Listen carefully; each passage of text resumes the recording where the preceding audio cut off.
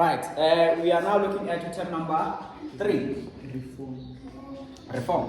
When it comes to internal resistance, the government is therefore going to come up with means and ways to say, these people are resisting twice as much or 10 times.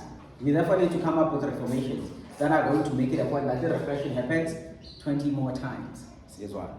And then we have term number 3, which will be total onslaught. And total onslaught is therefore a claim that will be made by the very government of oppression.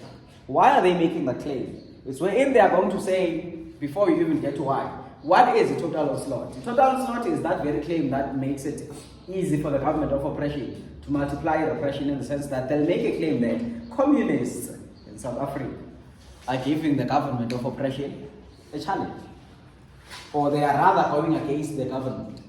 And that's where now that gives the government the authority to make it a point that it represses. It does whatever the case may be in order for it to repress. And by it does whatever the case may be, in this instance, there's going to be an introduction of arms and weapons.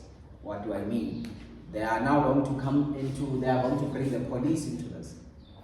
They are now going to bring the army. Are we together?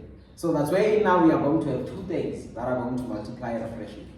There's going to be the police, the state police, and the army. Initially, it was just police, ordinary police, with no use of the army.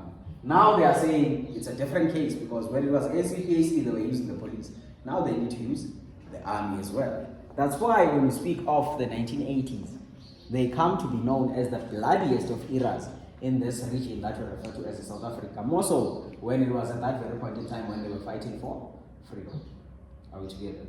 So in this instance, when we speak of total onslaught, it will be a claim that will be made by Peter Botha that communists are giving us a problem in this country. So we need to make it possible, or make it a point that we still control, or we still have control over what is happening in this very country that we have.